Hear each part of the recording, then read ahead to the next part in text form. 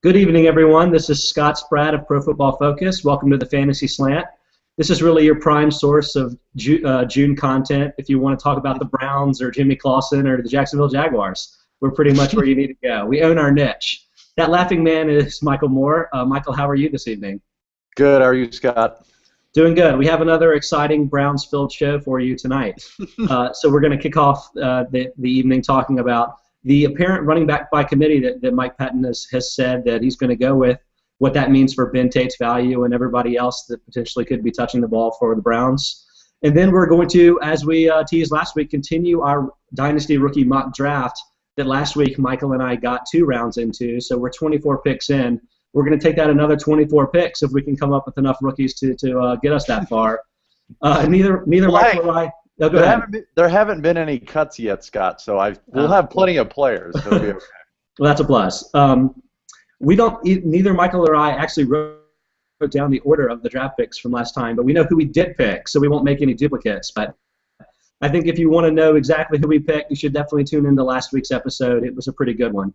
But before we get into that, let's talk about the Browns again. I mentioned before that Mike Pettin, the new coach of the Browns, he said to the local paper there that he plans to use a running back by committee. And he said that he's going to let Ben Tate, Terrence West, who's a rookie that we've discussed some, and even Dion Lewis be a part of that committee. So, Michael, I mean, what do you make of this? I guess, do you really think this is a running back by committee? Is this maybe just some off-season talk that coaches do trying to motivate individual players? How do you see this shaking out? Yeah, I probably see it more towards the latter, Scott. I mean, you still have to look at who's in charge of the offense there, which is Kyle Shanahan, who, in his previous stops, he's gone with a workhorse-type back. I mean, in Washington, he had Alfred Morris, who was one of the few workhorses left in the league. So I don't know. I think it's a lot of coach speak, especially this early. I think he's trying to probably throw some teams in the AFC North off a little bit, but I think they're still planning on giving. And just because they want to give it to one guy, that doesn't mean Tate's going to be the guy. I mean, he still has to stay healthy for 16 games, which I don't know that he's ever done.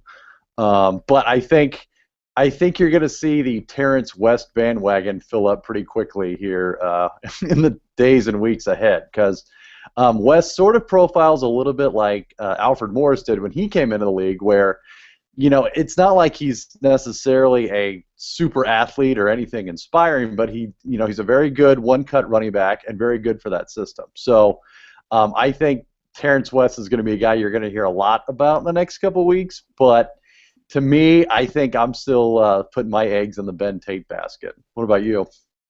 Okay, so yeah, there's a lot of things here that I want to bring up specifically. So Kyle Shanahan, you said he worked in Washington. I assume that he's bringing in his zone blocking running scheme to the Browns. Is that how you're seeing this too? Yeah, I would predict that. I mean, you got to remember, Mike Pettine is not an offensive guy. He's a defensive guy. So you have to figure he's going to leave the offense to Shanahan. And yeah. The reason that's interesting for me is that I feel like we as fantasy analysts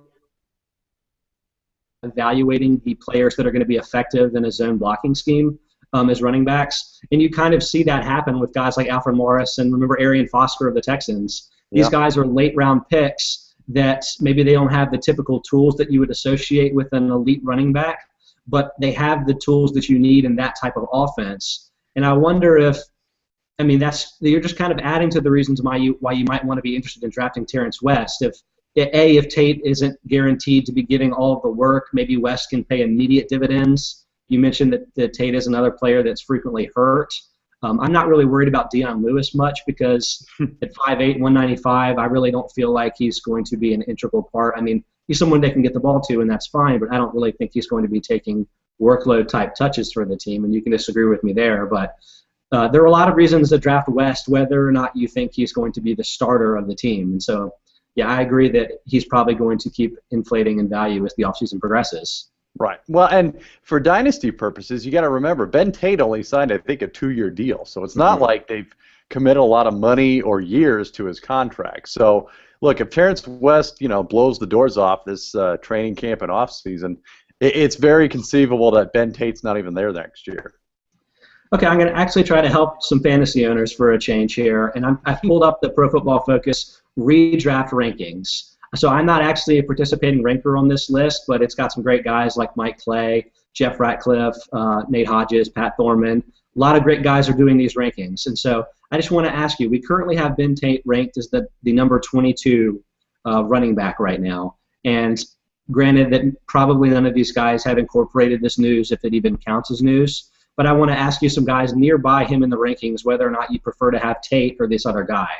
Okay. So I'm going to start back at number 19, where we have Rashad Jennings of the New York Giants. Would you rather have Jennings or would you rather have Ben Tate?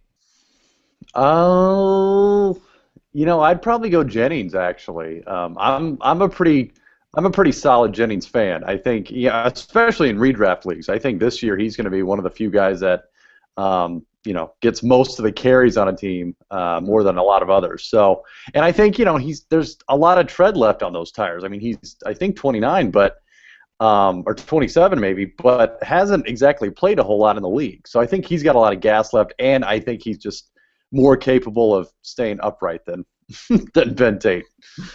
Sometimes I think as part of the type of sites that we read and write for, we don't always have the greatest idea of what the general public will think about some of these things because we're just, tied into it all the time. But I kind of get the feeling that Jennings may be a total sleeper. And I mean, everybody on our staff has him ranked really 26th or higher meaning better in this case. And to me, I'll be shocked if he goes as a top 30 running back in most leagues. And I think that if you can get him at that kind of price, it's going to be a crazy steal. And so I really like Jennings a lot this year specifically. And I think that he's probably going to be easier to get than our rankings would indicate. And yes, I'd prefer to have him than Ben Tate. Okay, next guy is another controversial player potentially, Shane Vereen of New England. Ooh. Different kind of player entirely than Ben Tate, obviously. Right, and his value is predicated on PPR leagues. So, which I think, would we agree most leagues are PPR nowadays? I don't know. All of my leagues are crazy, unique rules, so I have no perception. I'll say this: and I'll give you two answers. If it's a PPR league, I would probably take Vereen, just because I think he has a lot of value in the passing game there, a lot more than Ben Tate certainly. I think his catches make up for the lack of carries he gets too. But in a standard league, I would probably go Tate only because I know Tate's going to get the carries at least early on. So I hate to sort of cheat that answer, but but I got to split them up. That's totally appropriate. I actually would take Vereen in either type of format, and I'm not 100% sure that Vereen is only a PPR type threat. I think he can actually get some carries this year.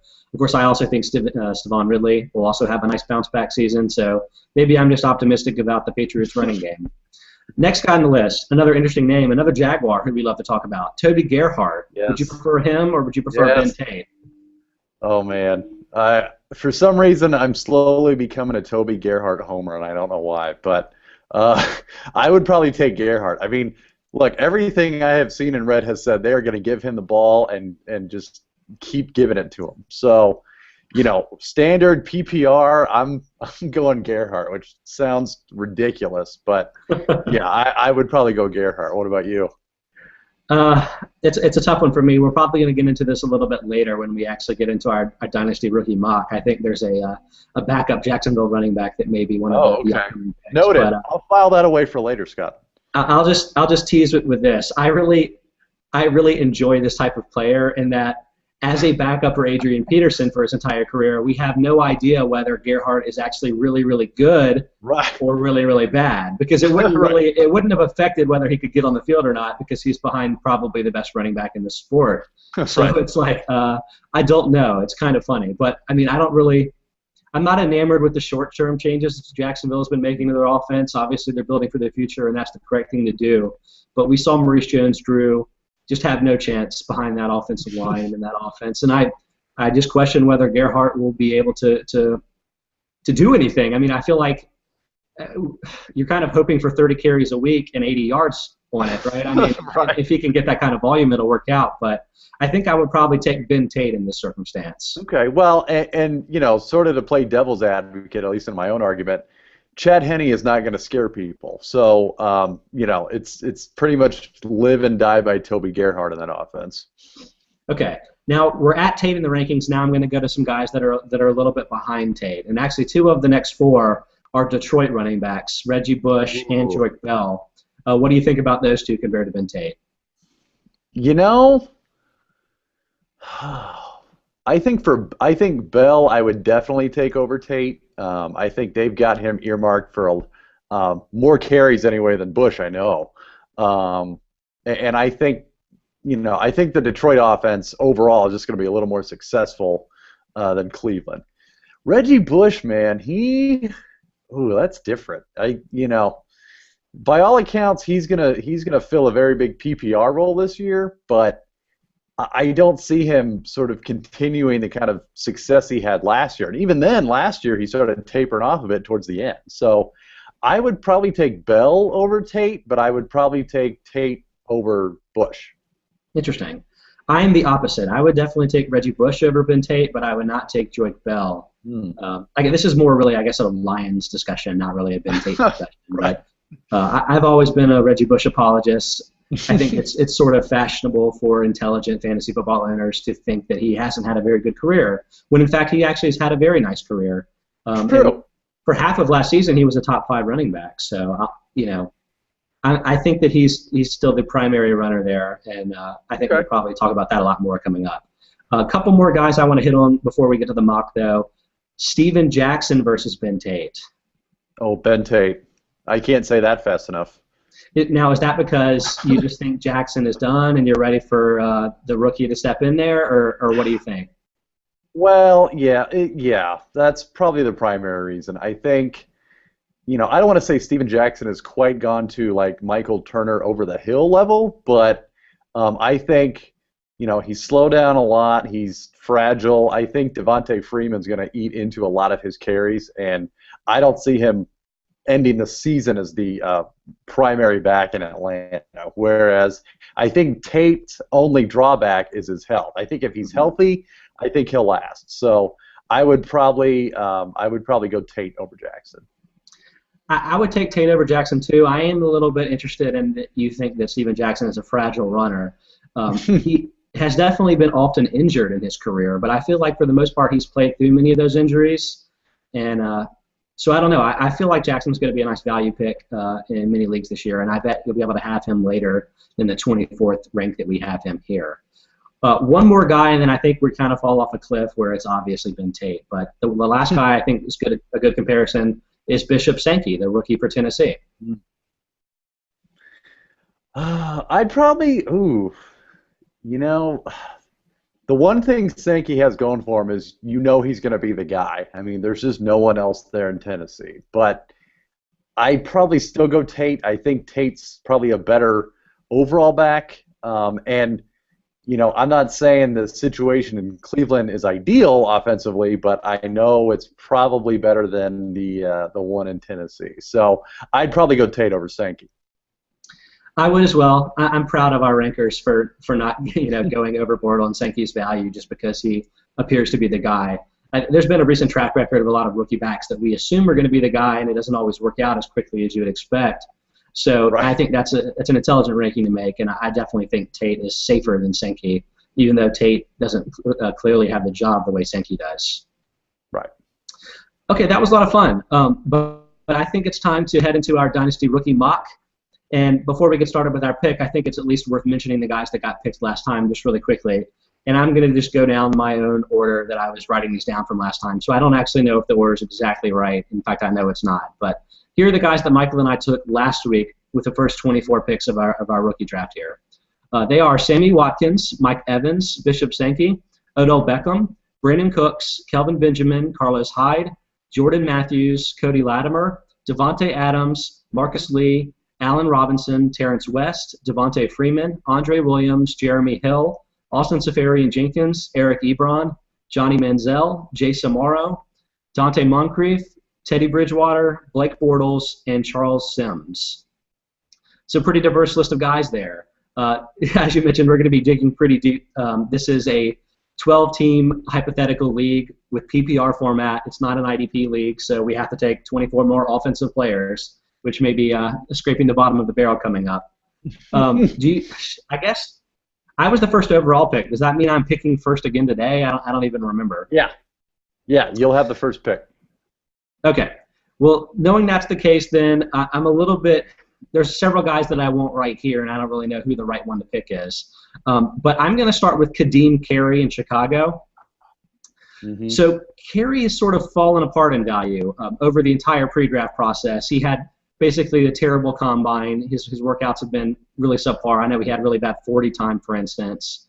But coming out of college, everybody thought this was one of the elite backs, and I'm wondering if I might want to put more weight on his college production here. Matt Forte has been incredible in his career in Chicago, but the carries and the receptions, they're starting to pile up. I don't really have a really good explanation for this, but I just kind of feel like Carey could be in this mix sooner than later for a variety of reasons, and I think that he can be an effective back. Do you see Carey as somebody that has that kind of potential, or are you just too scared away by the bad numbers in the combine? No, actually, I was fully planning on taking him with my first pick if you did. So, nice. Yeah, I think he's very good, and more importantly, I love the situation he's entering. I mean, Matt Forte has not had a decent backup. I don't know if ever, and I think Chicago finally realizes, hey, Matt Forte is not going to last forever. They've been lucky up to this point, but they need somebody to spell him every once in a while, and I think they got pretty good value in Carey where they did. So wait, was Matt Asiata is he on their team or is he on a different team? I'm trying to blank. No, he's backing up Peterson at this point. Which I was going to say, how dare you say that about the right team? So that shows all I know. Right. Fantasy legend at Asiata. But okay. Right. Before I bury myself further, perhaps I should just let you make your next pick. Oh man, I mean, I'm not even kidding. Carey was going to be my pick if you didn't go there. So.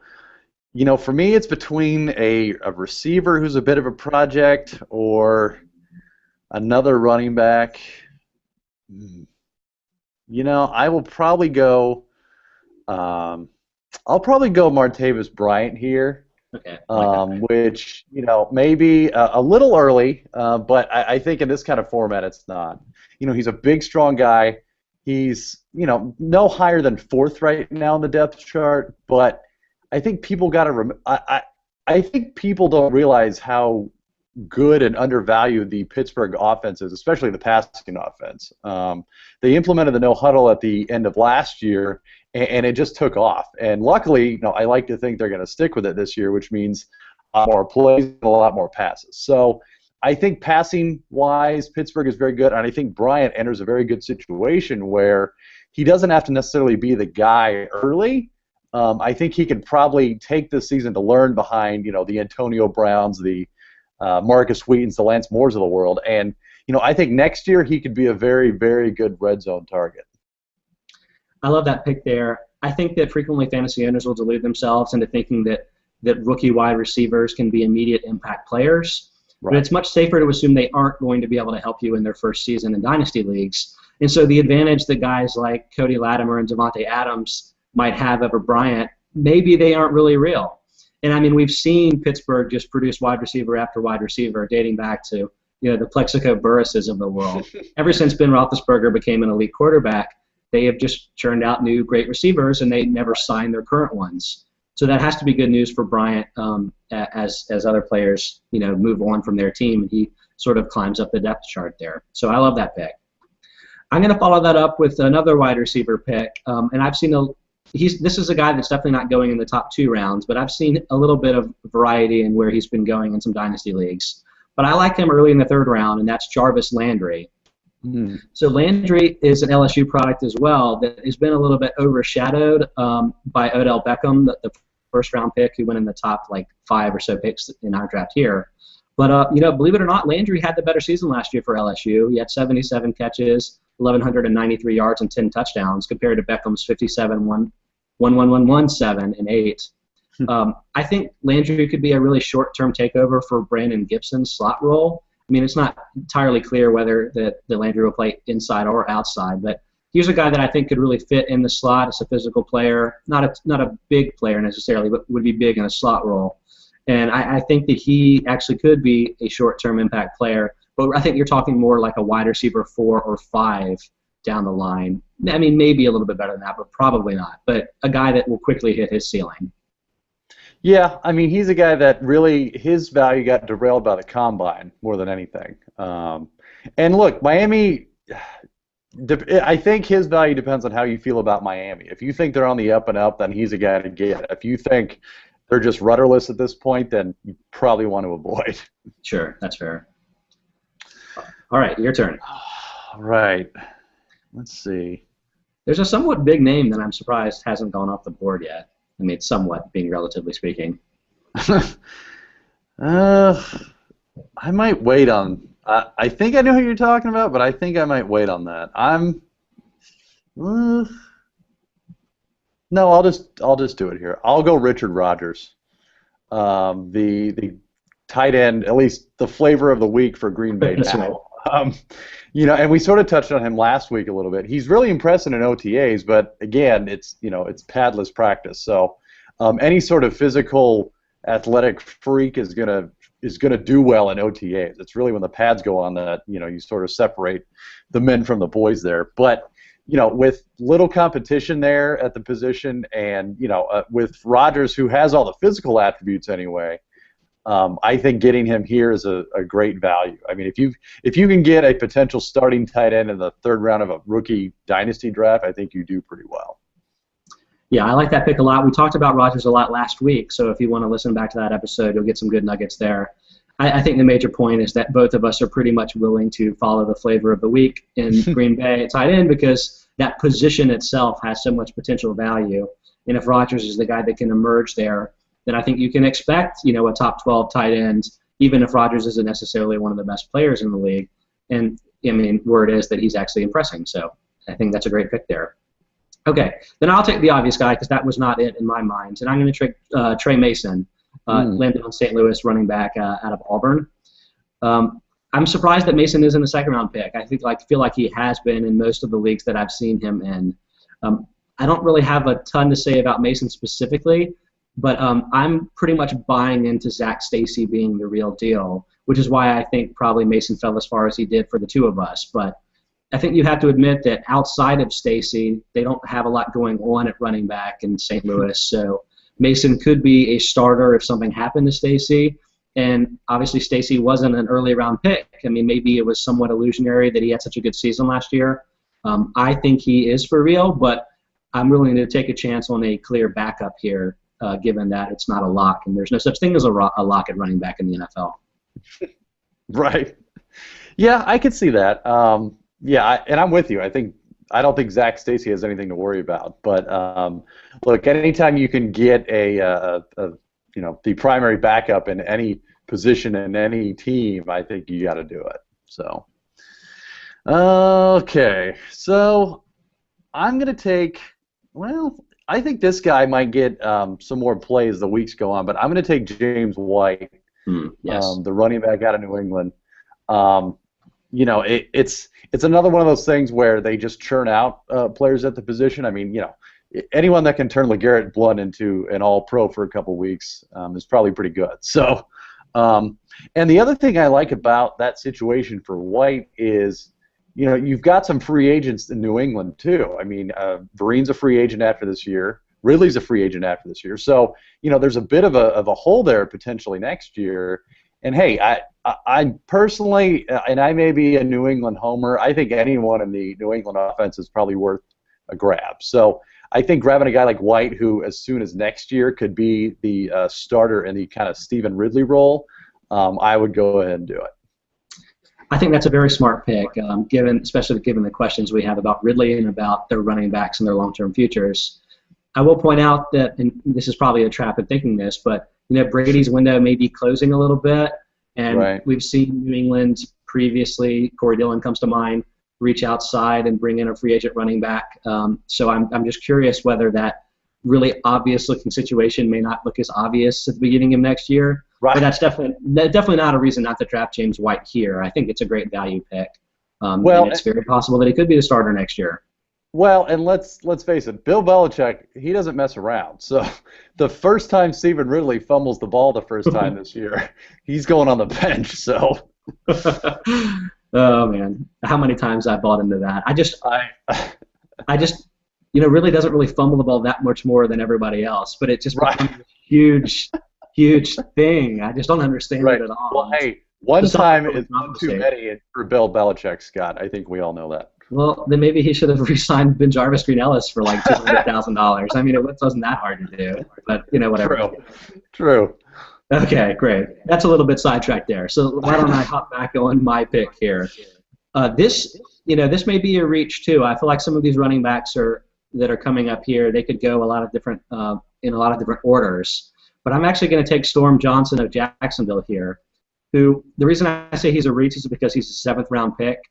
We don't see a ton of seventh round picks work out. Although I did mention a couple earlier. Arian Foster, I think, may have been one. But I just really love the situation in Jacksonville. I know we talked up Toby Gerhart a little bit earlier, but if Gerhart isn't a great player, or if maybe he can't hold up and he's never really had a chance to demonstrate whether or not he can handle that kind of workload, who else do they have on this roster? I mean, Denard Robinson, I don't really think is a prototypical running back. He's somebody that'll probably get used in situations, but I don't think he's the player that can step into that role. The roster's a little bit barren, and I think that gives an opportunity for a guy like Johnson to maybe emerge. And I'm really taking flyers at this point, and that's why I think looking at the team situation is a pretty good way to evaluate these players because, a lot of these guys don't have a ton of chance. Many of them probably won't even make their teams in the long run, but I definitely think he's worth a flyer at this point. Yeah, I'd agree. I mean, the big knock on him, coming out of the draft or coming into the draft was, hey, he played at a small school and didn't exactly produce there. But he's got the talent. I mean, he started off at a bigger school. It just, got a little sidetracked. So, yeah, I think, like you said, the situation is ideal for a guy like that. So, and that sort of leads me to my pick here. I don't say similar situation, but it's the same, I guess, mentality for Jerick McKinnon from Minnesota, where, again, it's another one of those Chicago-type situations where there's just not a whole lot behind Peterson to challenge. I mean, they did have Toby Gerhart for a couple of years, like we talked about, but beyond that, there's, with him going to Jacksonville, like you pointed to earlier, there's Matt Asiata, but I don't know that he's going to scare a lot of people this year. So I think a guy like McKinnon could very easily overtake him for the number 2 job. And, look, it's the same thing with Matt Forte. Adrian Peterson's not getting any younger either. And, while he might still get 300 carries this year or next year, they still need to spell him at some point or bring him in for some third down work. So that's another guy that I think if you can get a primary backup this late in a rookie draft that you should do. So I'd be happy with that pick here. Completely agree. And I think that we've sort of gotten a roll with these type of players, and I'm going to take another one here myself with the, I believe, 9th pick of the 3rd round of our rookie draft. And that's Lorenzo Taliaferro, rookie running back for the Baltimore Ravens. Now, Michael, I'm not really sure we've actually talked about this yet, but the Ravens running back situation could potentially be in tatters. I mean, obviously Ray Rice has had a crazy offseason of off-the-field incidents. So who knows what his situation is. I don't know how the team feels about him. I don't know if he's going to be facing disciplinary action, probably. But what kind of was lost in his terrible season as a huge fantasy bust was just how bad Bernard Pierce was. Right. After having a huge rookie year, Pierce was actually even worse than Rice last year in terms of yards per carry. It was in like the mid-3s.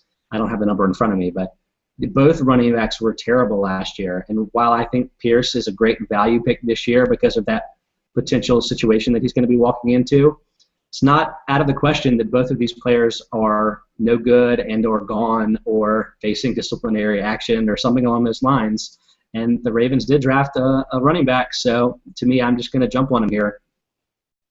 Yeah, I don't disagree with anything. I mean, it's just, it's kind of an amazing thing to me to see how far the Ravens running attack, as far as fantasy goes, has fallen just in a year or two. I mean, 2 years ago, it was sort of like 1A and 1B there with Rice and Pierce. I mean, going into last year, I mean, Pierce was a very hot ticket.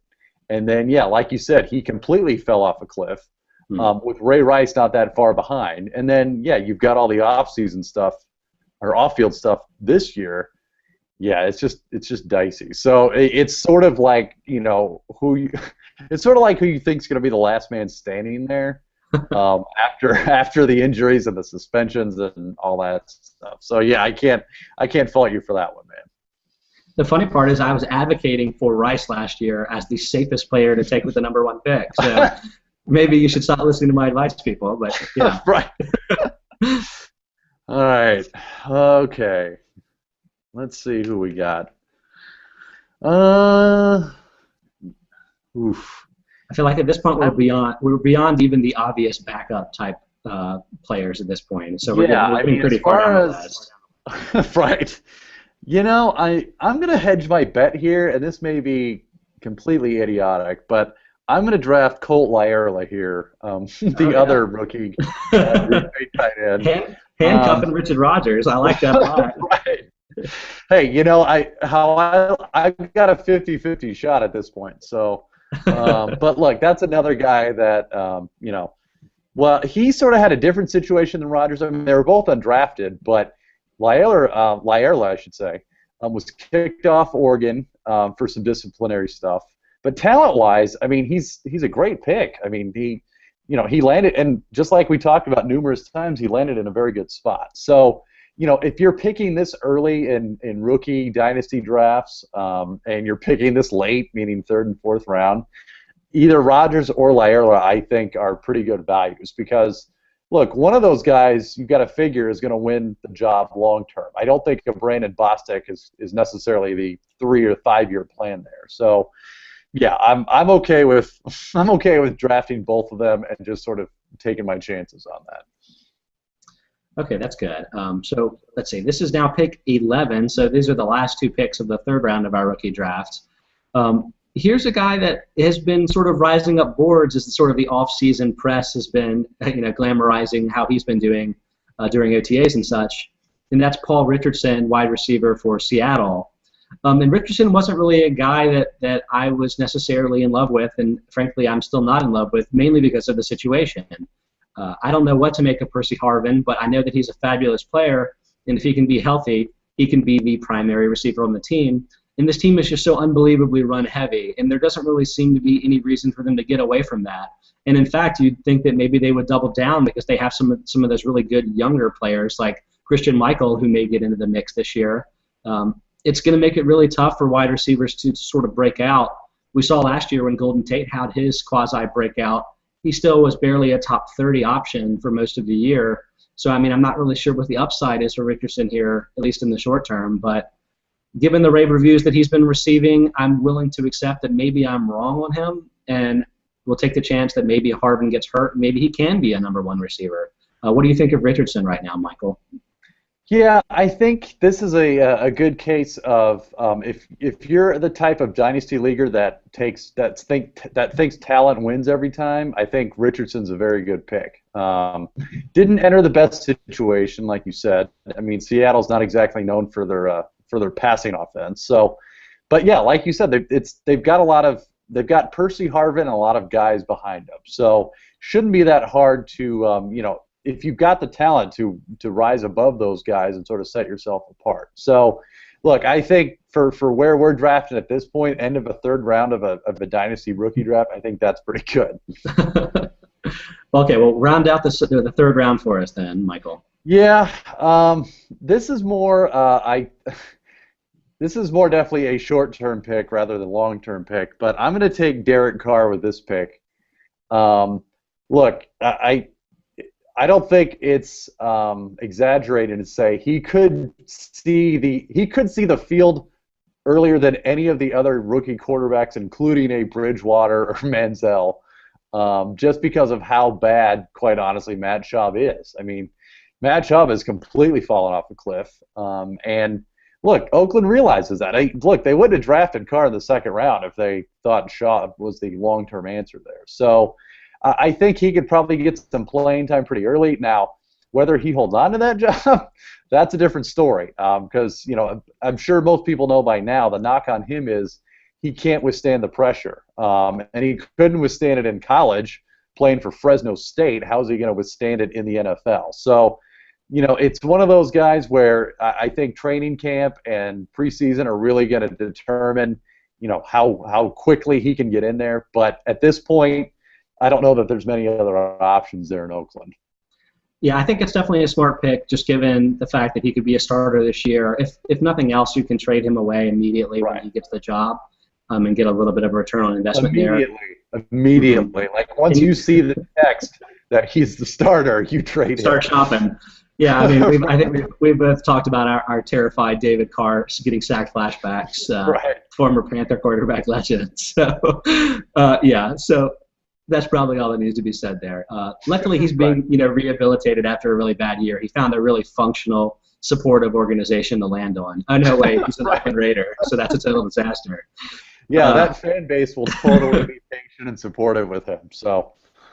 All right. Well, I'm going to stay in the West and pick another player that, like my previous pick of Paul Richardson, is somebody who didn't really land in the best situation for his fantasy value, and that's Bruce Ellington, a wide receiver for your 49ers. Before the draft, this was a guy that was getting buzz as maybe a second-round pick, and when he fell down to the fourth round, of course the 49ers drafted him because they're savvy that way. But it's a total logjam in every respect in this offense. They'd already brought in Stevie Johnson. Well, actually, I'm not really sure what the order was there, but they have Stevie Johnson to join Michael Crabtree, who should be back and healthy for the first year, coming off that Achilles injury, I believe. They've got Vernon Davis coming back. Everyone forgets, but Anquan Bolden had a monster year last year. There's a lot of mouths to feed in this offense, never mind all their running back talent. I don't know what that means for Ellington, but I'm willing to take a risk on a guy that I feel was probably a second-round talent, and maybe it'll be a few years before that can sort of end up paying dividends in fantasy. But I'd rather take the gamble on the player that I think is good down at this point than start reaching for players with marginally better situations, but they'll be buried on the depth chart because of their lack of ability. Yeah, I would say a point you made earlier probably applies here, which is, look, you're not going to take him expecting results this year by any means. But, if you look at that receiving core there, Michael Crabtree's a free agent, and believe me, it is, and I'm a 49er fan, it is not a guarantee he will be back there next year. Anquan Bolden is not going to be around much longer. They did bring in Stevie Johnson to play that sort of,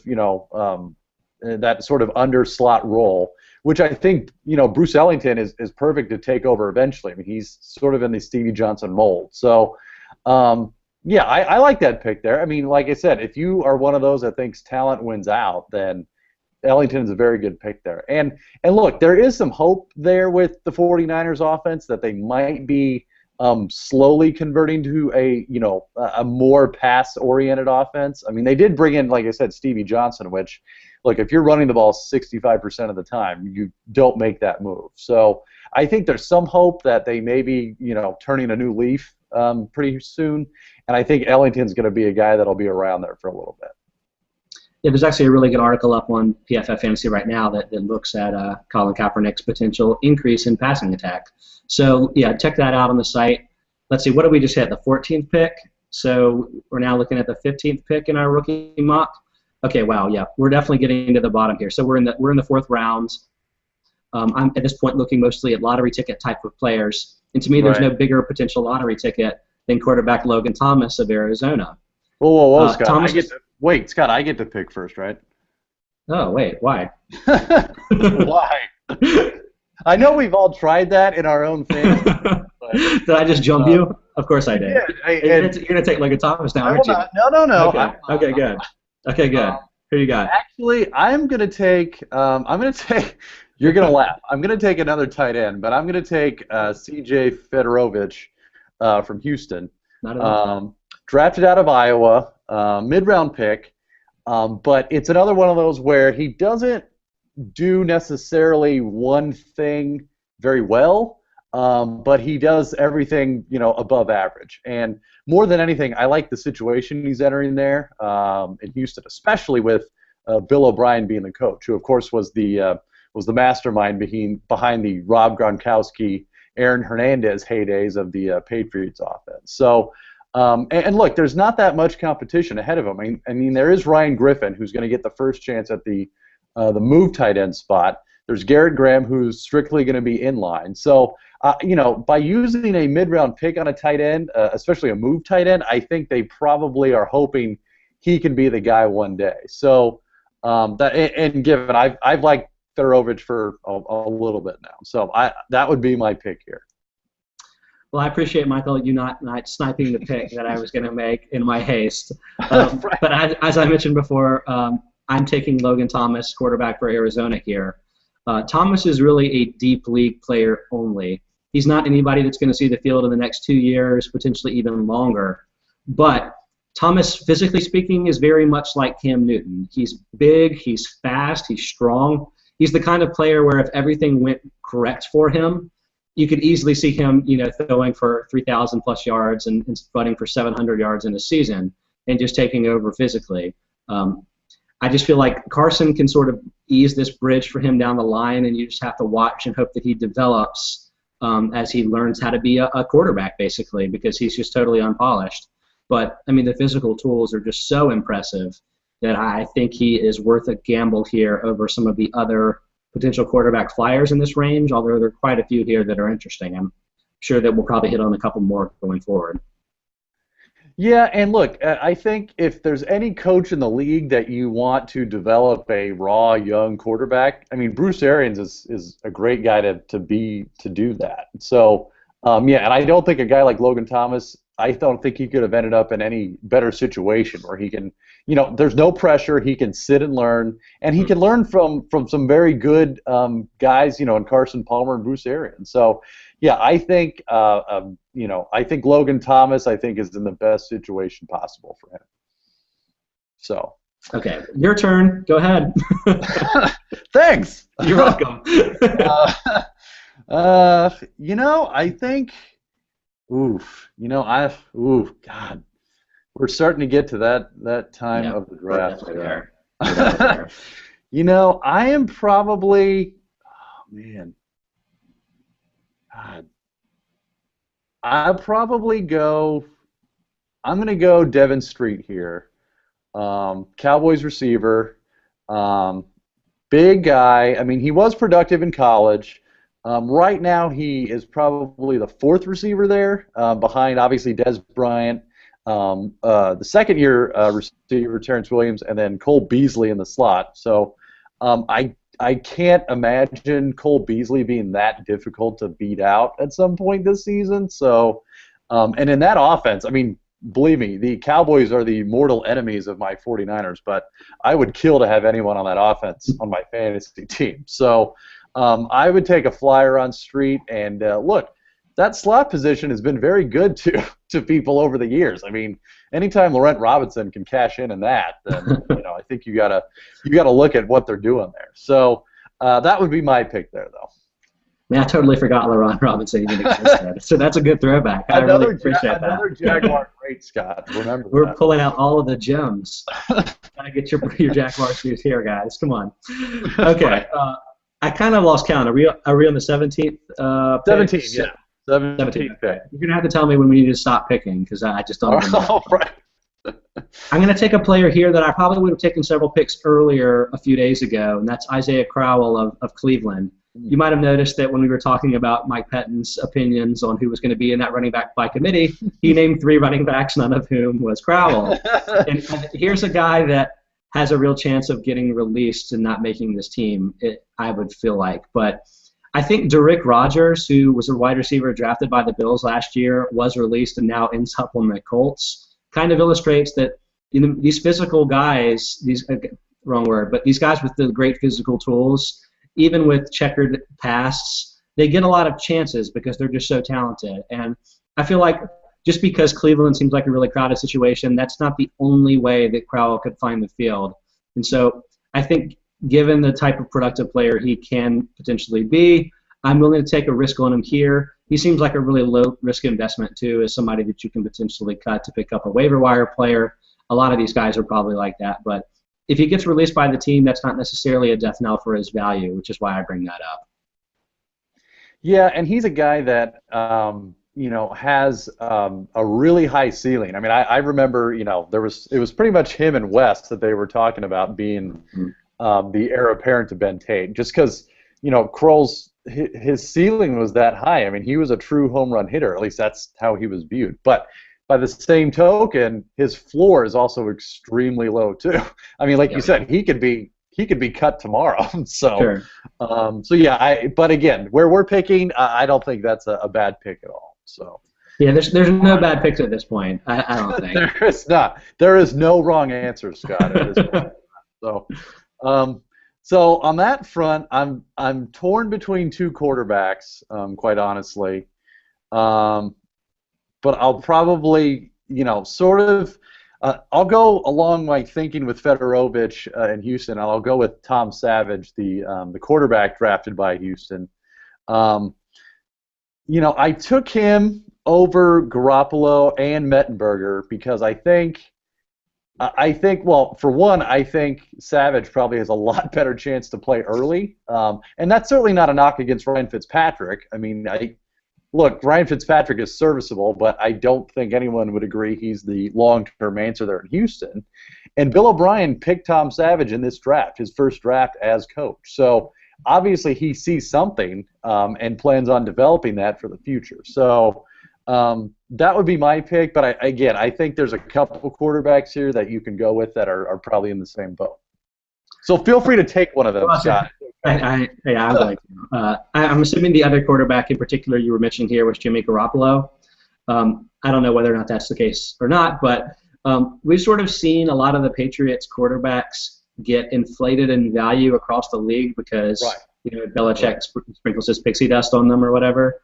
And so when he drafts them, I think people are like, oh, no, we misevaluated this player. And so, 3 or 4 years from now, Garoppolo may be quarterbacking the Browns or something.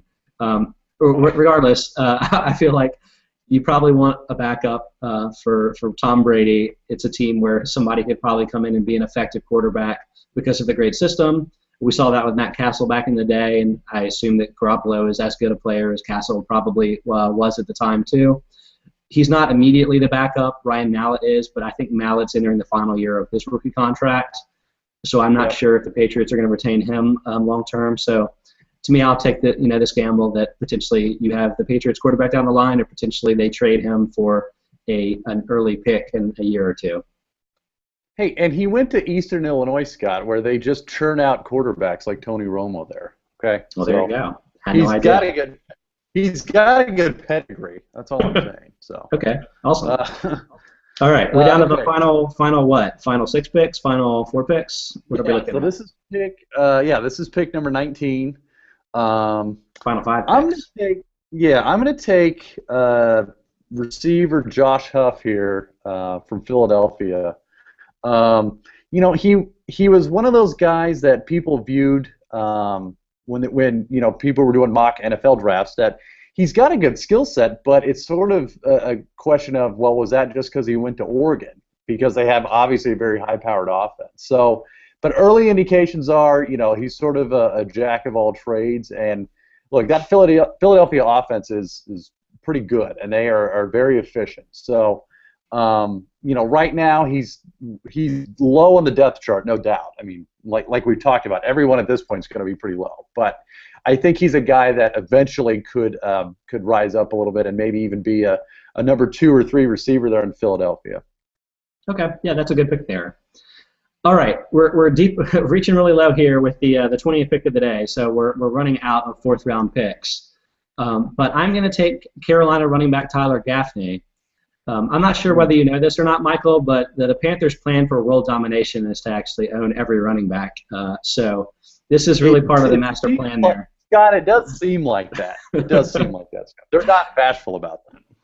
So, I mean, obviously the Panthers are a disaster of a situation for running backs because they have 5 guys, all of which are interesting, all of which will probably share work with each other and ever emerge in fantasy. I mean, I'll continue to ride the Jonathan Stewart can catch balls bandwagon by myself, but Gaffney, I mean, it seems like a disaster of a situation, and he probably doesn't have a shot in the short term if he makes the team at all.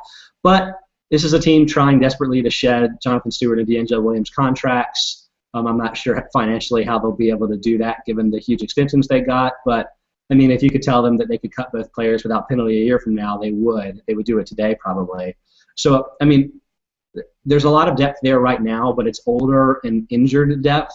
So I'm curious if maybe a year from now the situation will look a little bit cleaner than it does now. They drafted the Oregon running back last year, whose name escapes me. Once a podcast, it's a guarantee.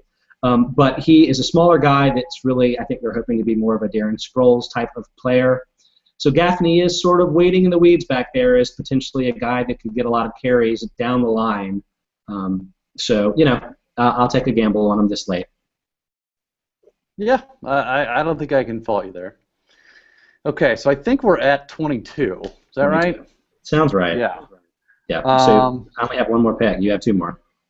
Okay. I'm going to take a little-known guy, tight end from Minnesota, A.C. Leonard.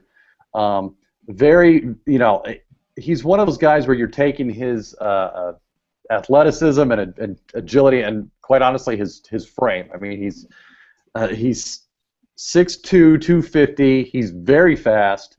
Had a lot of problems, though, in college, disciplinary problems. I mean, he got kicked off of Florida, ended up, I believe, at Tennessee State, for those of you scoring at home. So, I think it's a case of, look, Kyle Rudolph is the clear starter there, but in a Norv Turner offense, the tight ends do very well. And I think if Leonard's allowed to get on the field, I think he could probably show that. So, it's a bit of an unknown pick here, and it's a big gamble, obviously, but, I think his size combined with the situation, I think, makes a good pick for me. Yeah, I like that there. That's a good pick. All right, so we're definitely getting down to it. Our last two picks right now. I'm really out of players that super interest me. So I'll just grab wide receiver John Brown right here of the Arizona Cardinals. Obviously, you have the exterior options, Larry Fitzgerald here, and help me out, Michael Floyd. Yes. Two guys that may be in the top 10 in fantasy among receivers this year. I know Pat Thorman's advocating that. I think most of us have Floyd at least as a top 15 receiver in dynasty formats. But people forget that a third receiver can sometimes work in this offense. So I'm curious whether John Brown may have that role sooner or later for them, and whether he can maybe catch 70 balls a year in that role. It'd never be much more than a number 4 receiver or whatever. But Andre Roberts is gone. He's in Washington, so I'm thinking maybe that's a role that Brown can step into in time. Yeah, I could see that. All right, so last pick. Hit us with Mr. Irrelevant. This is exciting. I'm going to go with a receiver out of Detroit in T.J. Jones, who, look, it's another one of those guys that he's not terribly fast, he's not terribly big. But what he does do well is he does have good hands. And I think with Detroit, look, if you can catch the ball, then you have a place in their offense, quite honestly. And they gave a lot of opportunities last year to guys, and I'm thinking of Chris Durham specifically because I rode that train for a little bit, who got the opportunity but couldn't catch it. I mean, literally. So I think with a guy like Jones, you're taking a chance on him, playing the slot in a very good offense. So I'm okay taking that risk here, I think. Yep, I think that's a great pick. Again, a lot of these guys probably won't ever factor into fantasy leagues, but these are the type of lottery tickets I think you're looking at in the 4th and even to some extent to the 3rd round of your Dynasty Rookie Mock. But we have completed it. We've gone through, 48 rookie picks. That's going pretty deep in a league that doesn't have an IDP component as well. But I'm hoping that for all of you hardcore Dynasty players out there that Michael and I have assisted you in figuring out who you want to pick with some of those flyer picks. Keep in mind that the ProFootballFocus.com has all of those rookie rankings in the Dynasty Rankings tab, and you can also look at the overall rankings to see where they sort of mesh in. So it's a great resource for you, especially if you're in a deep league and you're having trouble finding that in other places.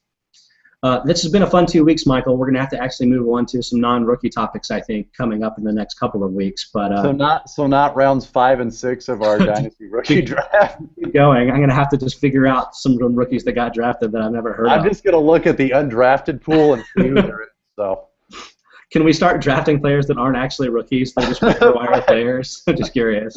Or just draft players that aren't on teams yet. And just see what happens. Or maybe I'll start reaching for players still in college and just preemptively draft them for this year. But whatever the case, it's been a lot of fun, Michael. Do you have any other final points that you want to bring up before we close the show for the evening? No, I think it'll be fun to see what one or two players out of these third and fourth round mock drafts ends up hitting, because look, you just never know. Every year there are some. Last year I got Jordan Reed in the fourth round in multiple leagues, and now he's a top 5 or 6 dynasty tight end in a lot of rankings. So the value is there. You just have to pick the right guy, and hopefully we helped a lot of you guys figure out who the right guy is. I want to mention too before we sign off that Jeff Ratcliffe informed us that these podcasts are now available to listen to on the Stitcher Radio app. I'm not entirely familiar with that, but I think that's it's a pretty cool way to listen to ICB. It's an app, so I assume it's on phones. It's available for that. So all of you tech-savvier people than I am, please check us out there or download us from the usual sources, iTunes, for instance. And thanks again if you stuck out with us this far. Thanks for listening to the Fantasy Slant, powered by ProFootballFocus.com. This is Scott Spratt, and that's Michael Moore. Thanks for listening to the show, and we'll catch you next week.